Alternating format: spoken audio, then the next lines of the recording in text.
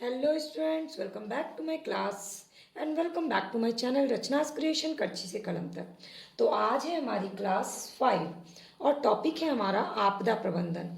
ये जो सारे टॉपिक्स है ये हम कवर कर रहे हैं ऐसे पॉइंट ऑफ व्यू से, या मेंस के आंसर राइटिंग के लिए, या आपको इंटरव्यू देना है, आप अगर जर्नलिज्म कर रहे हैं। इसके अलावा अगर आपको कहीं भी राइटिंग करना है इस टॉपिक के बारे में, तो ये जो आपदा प्रबंधन से रिलेटेड मैंने पहले की क्लासेस ली हैं उसको ज़रूर देखिएगा। और ये आज की क्लास आपदा प्रबंधन के पॉइंट ऑफ व्यू से आपके लिए बहुत इंपॉर्टेंट है। तो चलिए शुरू करते हैं आज की क्लास। वीडियो को पूरी ज़रूर देखिएगा क्योंकि ये होगी आपके लिए बहुत ही यूज़फुल। अगले कुछ सालों के लिए आपदा या आपदा से जुड़े कोई भी सवाल बहुत ही इम्पोर्टेंट है। कारण ये है कि अभी हमारे पूरे विश्व में कोविड-19 से रूपी एक बहुत बड़ी आपदा आई। इसलिए अगर आप किसी भी तरह से तैयारी कर रहे हैं तो आपदा को अच्छे से तैयार कर लीजिए। तो आज मैं आपदा सबसे पहले बताती हूँ कि आपदा प्रबंधन में सबसे इम्पोर्टेंट रोल किसका होता है? समुदाय का होता है। क्यों समुदाय का रोल होता है? क्योंकि इसके अर्थ को समझना बहुत ज़रूरी है कि समुदाय का ऐसा रोल क्यों होता है। क्योंकि समुदाय जो होती है, जहाँ आपदा आती है वहाँ के पूरे सामाजिक परिवेश को बहुत अच्छे से पहचानती है। तो इसीलिए आपदा प्रबंधन में सबसे इम्पोर्टेंट रोल कौन निभा सकता है? जहाँ पे आपदा आई है वहाँ का समुदाय। अब ये समुदाय है क्या? जैसे कि मान लीजिए कोई गांव है, कोई कस्बा है, कोई कबीला है, कोई जिला है, वहाँ पे कोई भी आपदा बार बार आती है। तो अगर किसी आपदा प्रबंधन समिति के सदस्य वहाँ आते हैं तो वो तुरंत प्लान्स नहीं बना सकते हैं जब तक कि वहाँ पर रिसर्च नहीं करेंगे।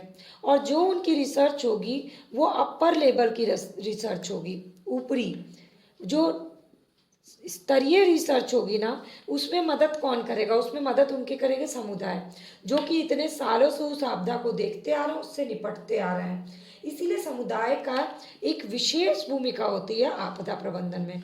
तो अगर आपसे कोई पूछता है कि आपदा प्रबंधन में सबसे मुख्य भूमिका किसकी होती है, तो ना आपदा प्रबंधन आयोग की होती है, ना समिति की होती है, ना सोशल वर्कर की होती है, बल्कि सबसे प्रमुख भूमिका समुदाय की होती है। और अगर ये बात आप कहीं मेंशन कर देते हैं, चाहे अपने आंसर में, चाहे अपने एस्से में, चाहे अपने इंटरव्यू में, या जर्नलिज्म के दौरान आप किसी टॉपिक पे काम कर रहे हैं, या सोशल वर्क के दौरान आप इस टॉपिक पे काम कर रहे हैं, तो ये एक चीज़ मेंशन करते ही आपको बहुत ही पॉजिटिव मार्किंग मिलेगी। चलिए अब बढ़ते हैं आगे। तो आपदा प्रबंधन के संदर्भ में समुदाय जो है, इस शब्द का अर्थ इस ऐसे ग्रुप में लिया जाता है जो संकट या आपदा आने पर समान तरीके से प्रभावित होता है। मतलब प्रभावित ये भी होते हैं उस आपदा से, और समान दशा में, उस दशा में ये रहे भी होते हैं। इसलिए उनको बहुत अच्छे से पता होता है कि इसका प्रॉपर वे में प्रबंधन कैसे करना। और अगर वो उन्हें नहीं भी पता होगा तो वो अपनी कंडीशन, अपनी स्थिति जब आपदा प्रबंधन समिति के लोगों को बताते हैं तो समिति उस हिसाब से प्रबंधन, लेकिन इनके विचार जानना आपदा प्रबंधन के लिए बहुत ज़रूरी है। क्योंकि इनके विचार जानने के बाद ही हम समझ पाएंगे जो भी काम कर रहे हैं कि उनको कितना जागरूक करने की ज़रूरत है, उनकी आवश्यकता क्या है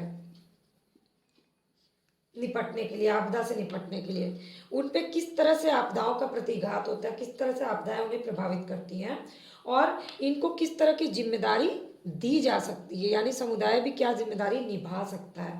अब आपदा तैयारी और उससे निपटने के लिए क्या क्या चीज़ें करनी होंगी वो देख लेते हैं। कहा जाता है कि अगर आपदा कम करना है तो जो स्थानीय लोग हैं उनसे उनका हक ना छीना जाए, और बाहरी हस्तक्षेप हो लेकिन इन्हें शक्तिहीन ना किया जाए, इनकी महत्ता समझी जाए। क्योंकि यही हमें स्थानीय ज्ञान दे सकते हैं, यही हमें वहाँ की क्षमता बता सकते हैं। क्योंकि जिसका समुदाय होता है वो ही उस आपदा को बेहतर समझ सकता है, चाहे आपदा बड़ी हो या छोटी हो। अब ऐसे में एक संगठक की ज़रूरत होती है जो इनको संगठित करे, यानी पूरे समुदाय को एक यूनिट के रूप में बना करके जोखिम प्रबंधन यानी आपदा प्रबंधन करें। इसमें क्या करना होता है संगठक को? इनको एक अपना उद्देश्य बताना होता है कि मान लीजिए कोई जगह है जहाँ बार बार बाढ़ आती है, तो बाढ़ से निपटने के लिए सबसे पहला योजना बनाने से पहले उद्देश्य निर्धारित करना है, उद्देश्यों का एक सेट बनाना चाहिए कि मेन क्या उद्देश्य, प्रायोरिटी, सेकंड प्रायोरिटी और थर्ड। इसके बाद तर्क संगत कार्यकलाप बताने चाहिए। इसके बाद विशिष्ट कार्य अलग अलग लोग को दिया जाए, जिम्मेदारी बांटी जाए, ताकि सभी को जिम्मेदारी मिले ना तो बहुत अच्छे से लोग काम कर सकते हैं। इसके बाद कार्यों को बांटा जाए, क्योंकि कार्य विभाजन सबसे ज़रूरी है। और इसमें यह ध्यान दिया जाए कि योजना जो है ना वो नुकसानदेह ना हो बल्कि लाभप्रद हो।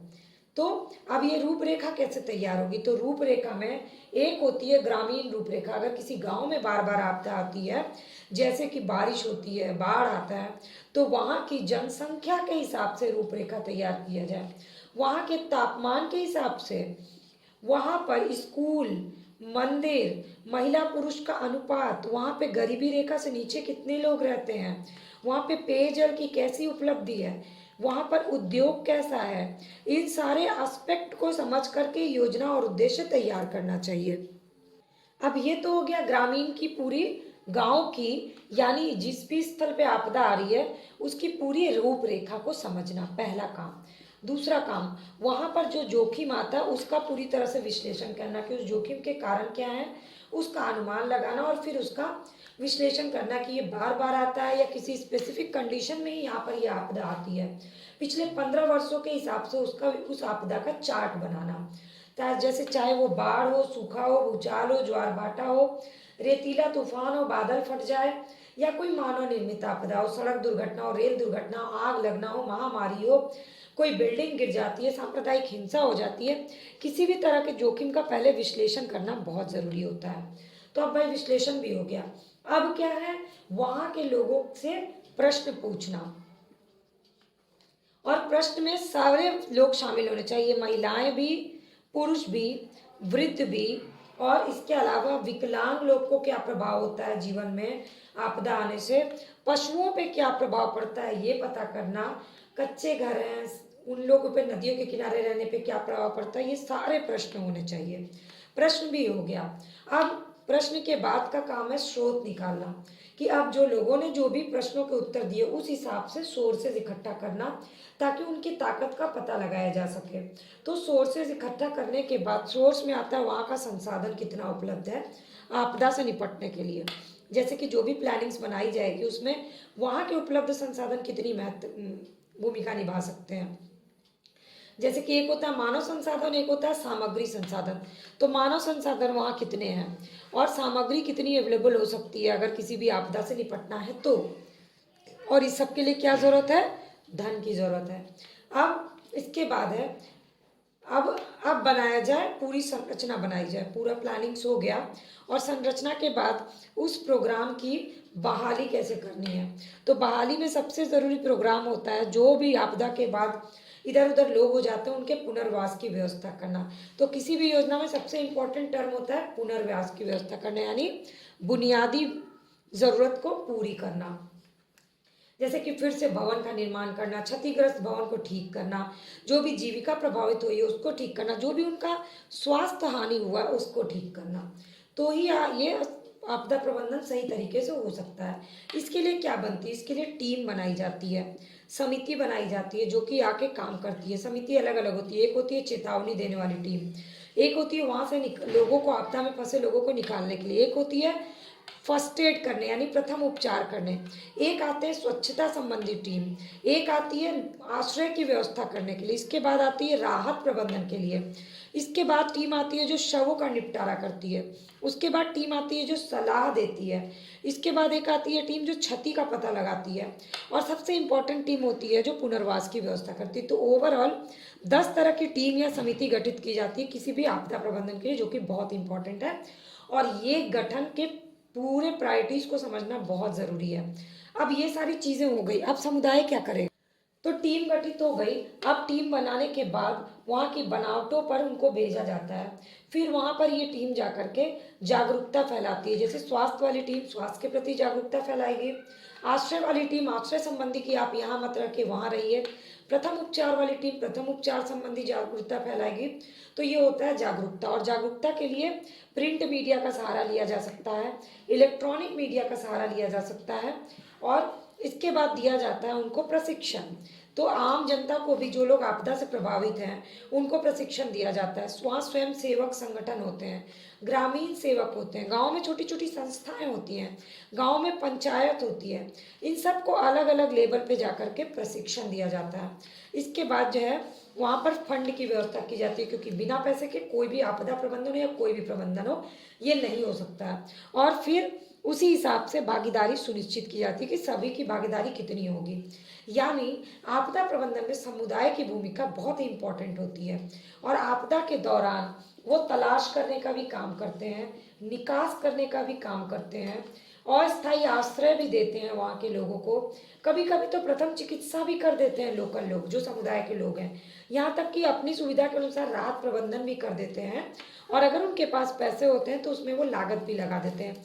यानी जो भी आपदा प्रबंधन हमारी समिति आयोग करते हैं, उसका कुछ % काम जो है ना, वो समुदाय भी करता है, यानी समुदाय की भूमिका इसमें भी होती है।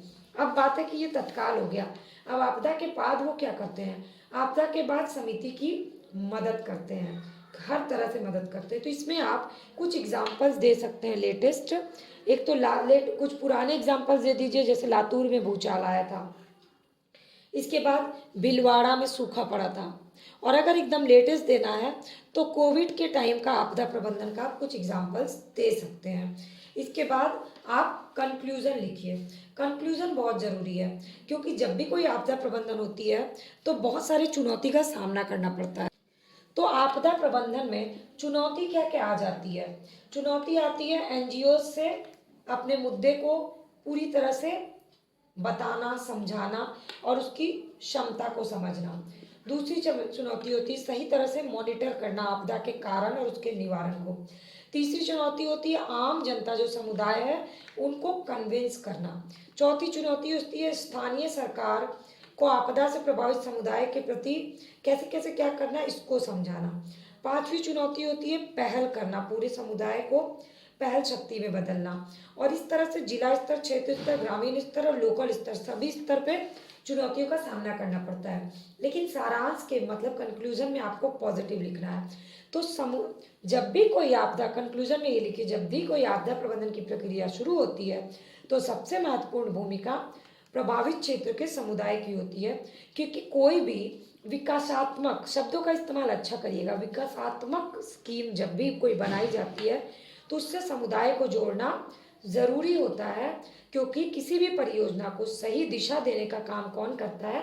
समुदाय। और समुदाय ने जो बातें बताई हैं उसी के हिसाब से मानकीकरण होता है, उसी के हिसाब से फंडिंग होती है और उसी के हिसाब से प्रबंधन होता है। ये हो के आपदा प्रबंधन में समुदाय की भूमिका। जबकि समुदाय को बहुत बार आपदा खुद झेलनी पड़ती है, लेकिन तब भी समुदाय जो है आपदा प्रबंधन में एक अच्छी खासी मदद करता है। अब आपको अगर ये वीडियो और ये पूरे फैक्ट और इन्फॉर्मेशन अच्छी लगी होगी तो आपका क्या काम है? लाइक करना, अपने फ्रेंड से शेयर करना, अपने व्यूज़ चाहे वो नेगेटिव हो या पॉजिटिव हो मुझसे शेयर करना। तो कमेंट सेक्शन में जाके कमेंट ज़रूर करिए। और चैनल का सब्सक्राइब बटन में अभी तक रेड दिख रहा है तो उसको सब्सक्राइब करके बेल आइकन को प्रेस कर लीजिए, ताकि रोज़ की video update free of cost मिले।